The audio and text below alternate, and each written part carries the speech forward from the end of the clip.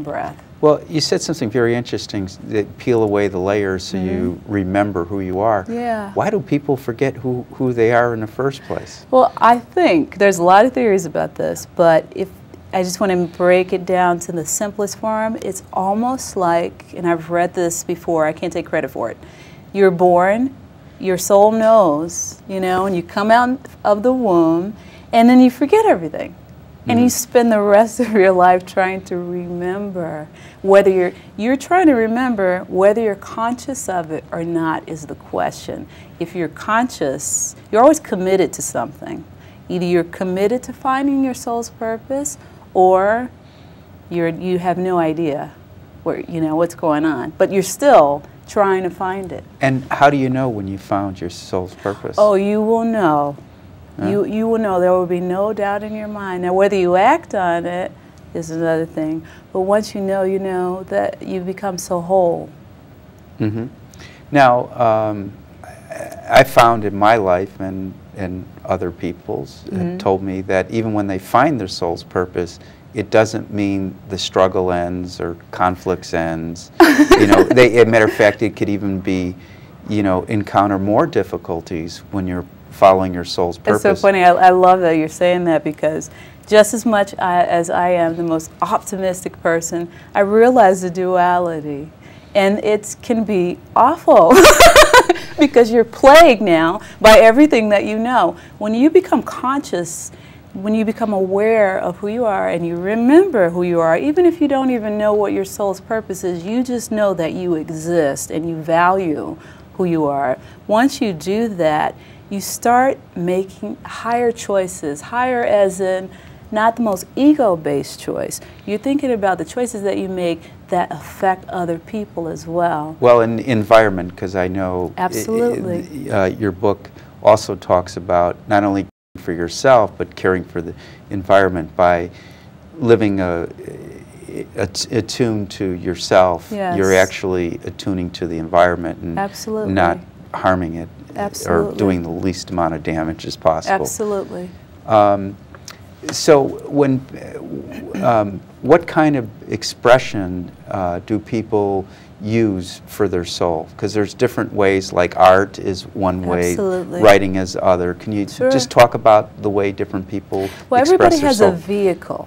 In fact, in brief, one of the stories, I had to do a dedication to a painter and send her a book, and she's in Canada somewhere.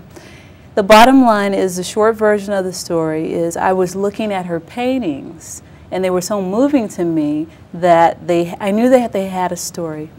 Pardon me.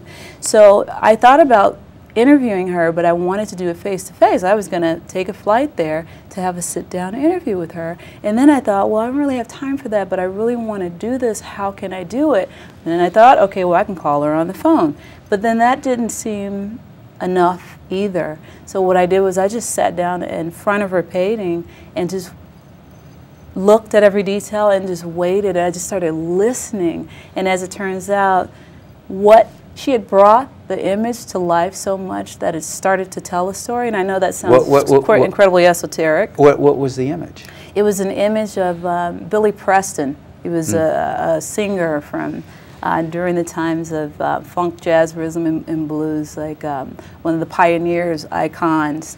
And I believe he died early, tragically. And she did an image of him, and she was someone who actually was more classically trained. She did still life. She didn't do these funky, kind of like images, something that looked like Vanity Fair. She channeled him, yes, and she channeled him so much that I felt like he was telling me the story. And so I just started writing it down, and I thought, Taj, you're really out there. This is really strange. When I finally did, I met one of her relatives, and it wasn't just relative, it was her son. And I was introduced to her son, and he read it, and he got really quiet, and he goes, how do you know my mother? And I said, I had asked for information through the painting. He said, you describe my mother in this story as well. And that's when I knew, and that's when I stopped being afraid. I had to stop being afraid because I experienced things like that so much in doing this work that by the time he said that, I thought, okay, that just means I'm on the right path. It's not me, because if I thought that it was me doing it, then either I would go crazy or I would go ego. Well, it'd be interesting if one of Billy Preston's relatives had, you know, if they see the painting and read what you wrote, if they comment.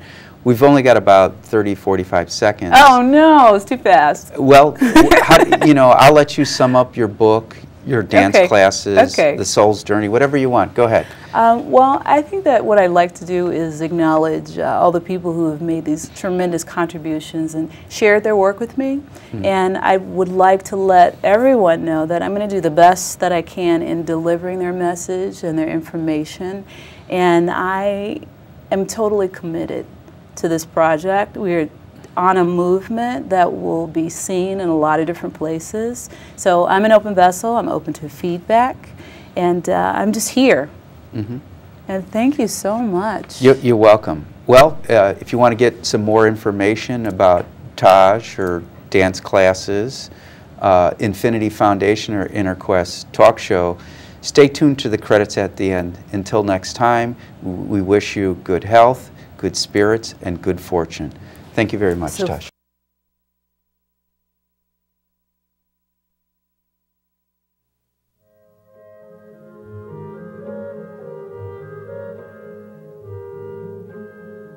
For more information about this show, our guests, Infinity Foundation, or any of our other programs, please visit our website, infinityfoundation.org, or call us at 847-831-8828.